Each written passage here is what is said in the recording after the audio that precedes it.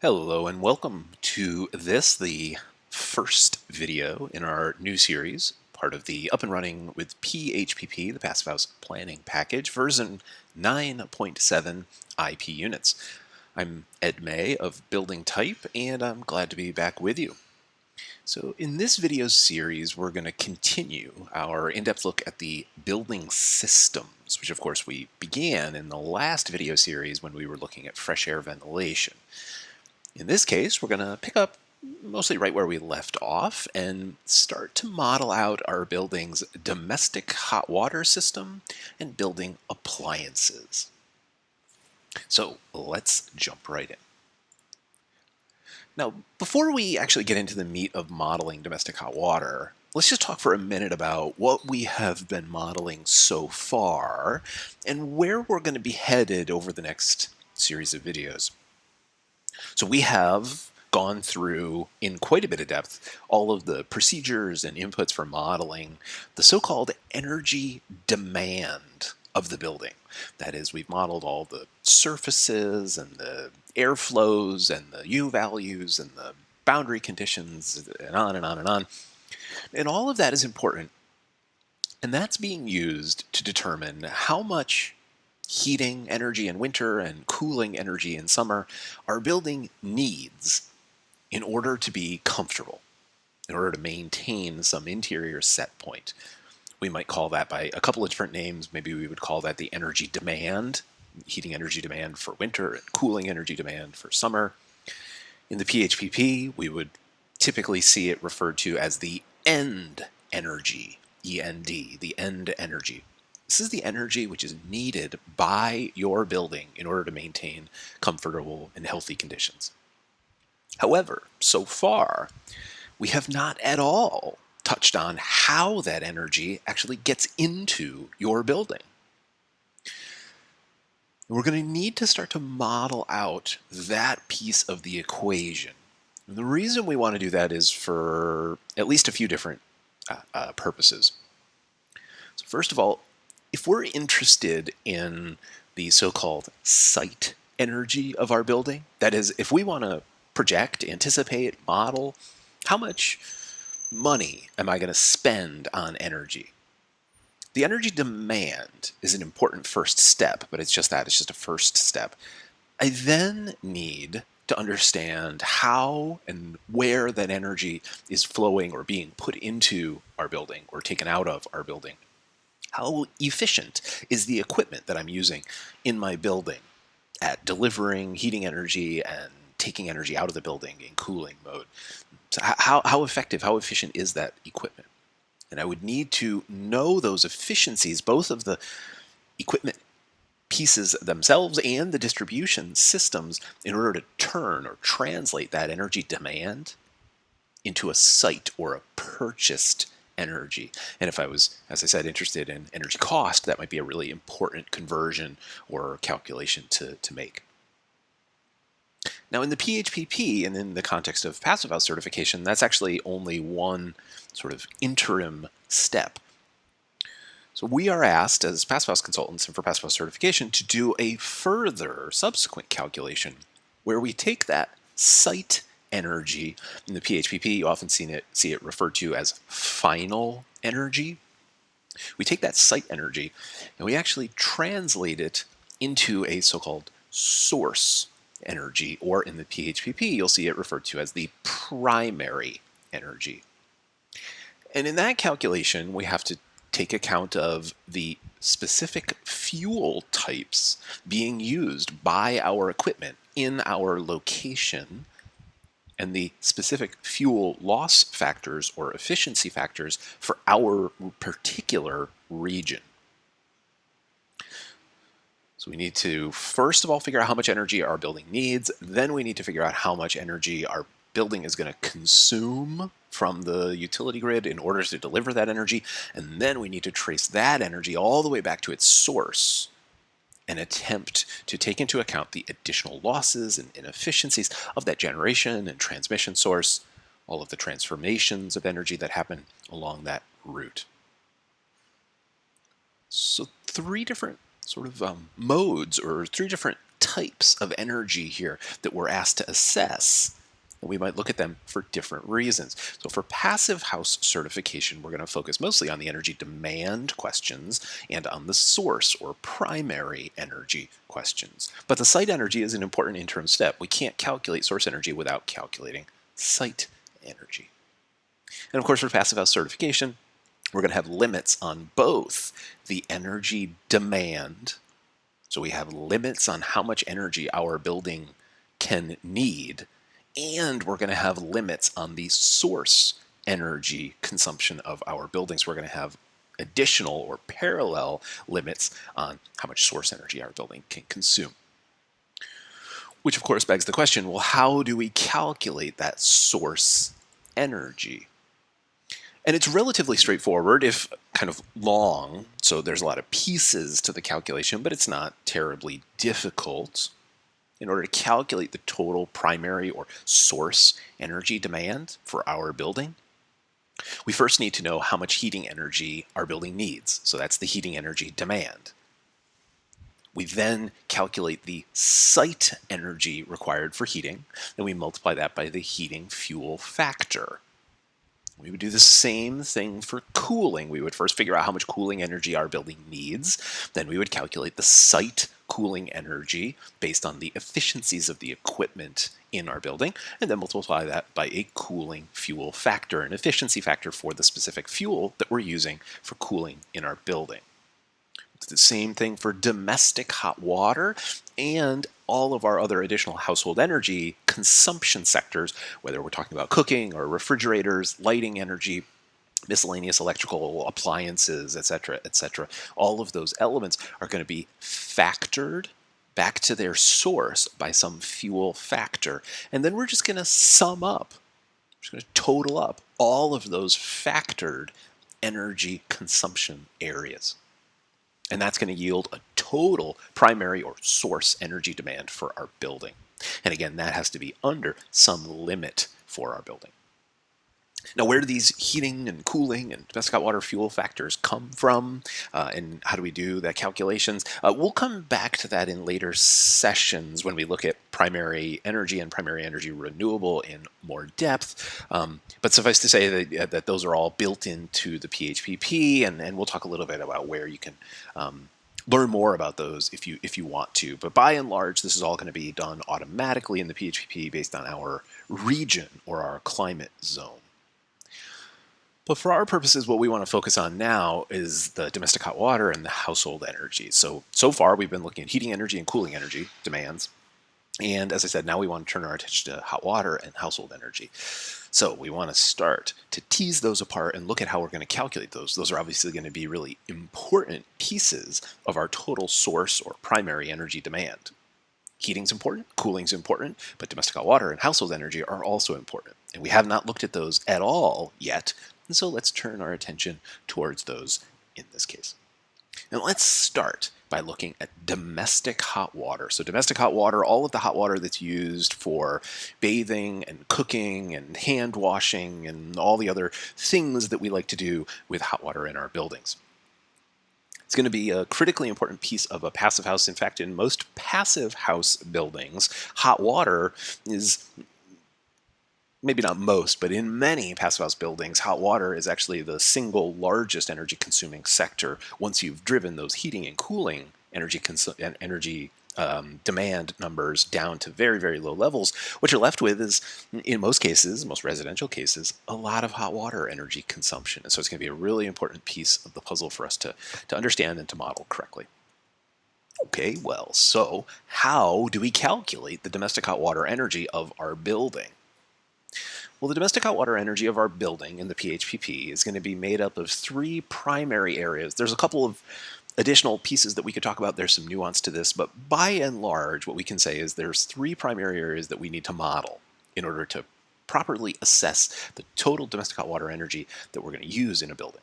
So first of all, we need to know how much hot water energy, so how much energy is used to heat the hot water itself. So if we have water that's coming into our building at 55 degrees, we want to store it at 140, 160, 120, whatever number degrees in our hot water tank. how much energy do we need to raise that 50 degree, 55 degree water up to 120 degrees, and how much of that water do we use in our building? So we need to first know how much energy we're going to put into the water in order to heat it up. Then the PHPP wants us to model the specific distribution system losses. So all of the hot water piping in our building is going to be responsible for some heat loss from the hot water system. And so we're going to model that explicitly in at least two different ways. We'll talk about that as we get into it, recirculation and branch level piping. And then lastly, we have losses from the hot water tanks themselves. Hot water tanks, of course, are not perfectly insulated. There's going to be some heat loss associated with storing a bunch of hot water at 140 degrees inside of a 70-degree building. And so we're going to have to take into account those hot water losses from the tanks as well. Now, again, there is some nuance. There are some additional sort of sectors that we might, things we might take into account, but this is going to be the sort of primary, the sort of meat of the domestic hot water section. And so this is what we're going to focus on in our videos here. So let's start at the beginning there. Hot water energy. How much energy do you need in order to, as I said, take that, whatever it is, 50, 55 degree water and raise it up to 120, 140 degrees based on your total usage? Well, the PHPP has a simplified residential calculator built in, and we'll look at all of this in the PHPP. Of course, we'll go in detail through all the pieces. And it has some default values in there for gallons of hot water per person per day. So based on the occupancy and size of the building, we're going to have some amount of hot water consumption for washing your hands and cooking and bathing and all the other things that human beings do with hot water inside of their buildings. And so we're going to input those values, and then based on those values, we're going to have some calculated total energy consumption. In this case, note 4,599 kBtu per year of hot water energy consumption. So energy consumed in order to make hot water in this particular space. Now, one thing to note, and we'll talk about this again when we get into the PHPP, note that those numbers, 4.2 gallons per person per day for showers and 2.4 gallons per person per day for all other non-shower usage, those are at 140 degrees Fahrenheit. And so, of course, we don't actually get 140 degree Fahrenheit water out of our taps. That would be far too hot for human skin. And so that number is mixed down. So you're actually going to mix that down to a lower temperature, and more or less, depending on the temperature of the incoming water, you might double that volume. You might double that actual flow over the course of a day. So just keep that in mind when you're looking at those gallons per person per day. That's not at 110 degrees or 100 degrees, whatever it is that's coming out of your taps. That's at 140 degrees stored in the tank itself. And again, we'll come back to that. Now, there are also, note here in the sort of outline boxes there, and again, we'll see this in the PHPP, there are some additional calculators that allow us to do more detailed hot water draw or consumption calculations for non-residential, or if we want to do more detailed residential calculations, we can certainly do that. And then we do also have the ability to model in shower drain water heat recovery systems, the ability to salvage waste heat out of the outgoing water from things like showers. Those are products which can be purchased on the purchased these days and can be installed in your passive house building. And so you do have the opportunity to model those as well in the PHPP. And of course, we'll look at that as we get into it. So that's the first big lump of energy that we consume for our hot water system. It's just a bunch of energy to make the water hot. Then we have to take into account the inefficiency of the distribution system. That is to say, we're going to take that hot water and we're going to push it through a bunch of piping. And the piping is not perfectly insulated. Right? Of course not. It's not going to be 100% insulated. It's not an adiabatic boundary on the piping. So we want to take into account the heat loss through the various elements of piping in our building.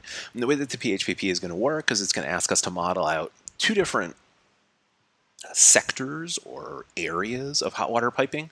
The first of those is going to be any circulation piping. So circulation piping, if you're not familiar with circulation piping, it's not super common on smaller residential projects, larger residences for sure, and certainly commercial buildings. It's typical to have a loop of piping that runs around the building, getting the hot water closer to the actual tap points. And of course, this hot water loop can be controlled by all sorts of sensors and timers and draw mechanisms and I don't know, all sorts of other controls elements. But fundamentally, what you have is a big loop of hot water flowing around the building. In the worst case, 24 hours a day, 7 days a week, getting the hot water close to the occupants. And that's good for the occupants. It means you waste less water. But it does mean that from a heat loss perspective, you're sort of moving that hot water all around the building, and so you're going to have some heat loss associated with that. And so you can see here we input things like the width and diameter of the piping and the level of insulation, thicknesses and reflective coatings and R values and all of that kind of stuff. So again, we'll take a look at this when we get into the PHPP. But circulation piping, that's going to be the first area of piping that we're going to be asked to model when it comes to modeling distribution losses. Now, the second area that we're going to be asked to model is going to be the individual branch level piping inside of our building. And there's some nuance to this that we'll talk about as we get into the PHPP. And there's a sort of assumption baked into the individual branch piping modeling here. And that assumption is that after a hot water draw, so after I open a tap, after I open a faucet, wash my hands with hot water, and then close the handle on the faucet and stop the hot water flow, there's a bunch of hot water that's left in the pipe. Right, so as I close the faucet handle, there's a whole bunch of water left in the pipe, and the assumption here is that all of the heat from that water, which is left in the pipe, is lost into the space. So 100% of the energy that's left in that pipe is lost into the space. You'll notice here that there is no input for insulation on the branch level piping. And again, the assumption here is that 100% of the heat from that reservoir, the branch piping, is lost into the space. So it doesn't matter how much you insulate it. That would slow it down a little bit. But for modeling purposes, they assume whether it's fast or slow, it doesn't matter. 100% of that thermal energy goes from the pipe into the space, into the building that you're building. Now, that may or may not be true. You can quibble with that, argue with that, but that is the assumption which is built into the PHPP, and that's how they're asking us to model these elements in our building. So keep that in mind. Suffice to say, though, this will be the other area that we're asked to input information for when it comes to our hot water piping. So we've got recirculation piping, we've got branch level piping. We're going to model both of those elements in our domestic hot water system. Then the third piece of the puzzle has to do with the reservoir tank. So if we have a storage tank, if we're storing hot water at 140, 160 degrees inside of our building, and it's only 70 degrees in the air in the building, well, thermal energy goes from areas of high temperature or high concentration towards areas of low concentration. It's going to go from the hot tank to the relatively cool air in the space around it. And that means we're going to have some heat loss from the hot water tank. So we're going to have some heat loss from the hot water tank into the space. And so we're going to be asked to model the tanks of our system, if we have tanks, if our system includes tanks. And we're able to model not super complicated, but reasonably complicated situations. We can model up to 3 tanks and an additional buffer tank. If we're doing something like a solar thermal system, we're able to model that or capture that inside of the PHPP in terms of the assessment here. And so this will be the third area where we're going to calculate some energy consumption, some heat loss associated with our domestic hot water system. Now, one piece about the tanks in particular, it's mostly impossible to get actual useful data to model actual tanks. You need the heat loss rate of the tank itself, BTUs per hour, degree Fahrenheit, or you need to know the inches of insulation inside of the tank. It's mostly impossible to learn. The AHRI data doesn't include that number, and it's going to be mostly impossible for you to know that. So where do you get information to input here?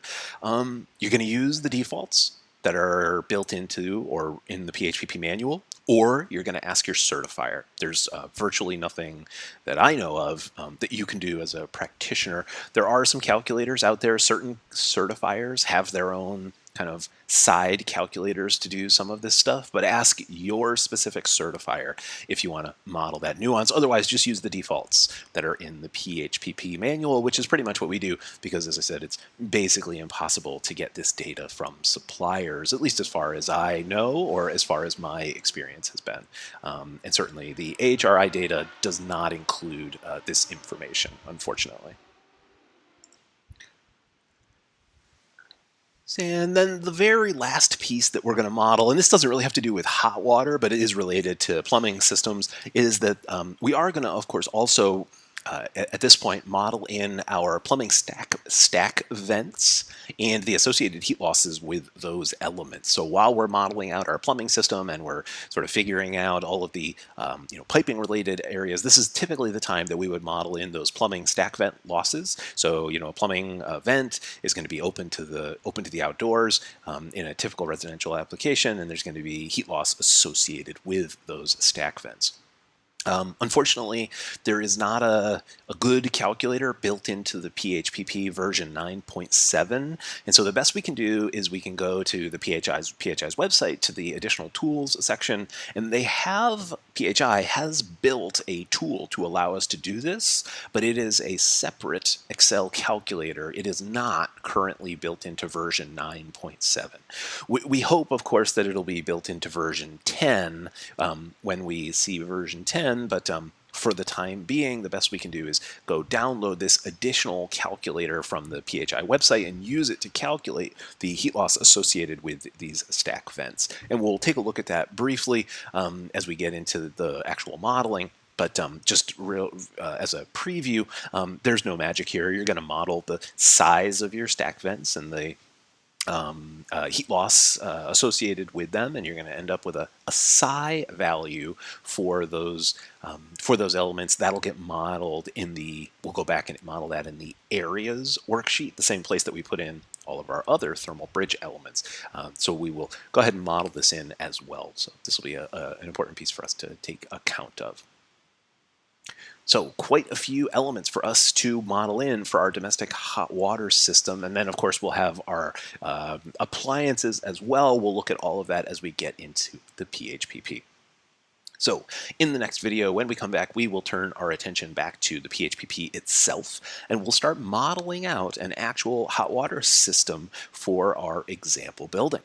So I will see you back in the next video, and as I said, we'll turn our attention back to the PHPP itself and start figuring out what kind of heat loss we're going to have for our little building.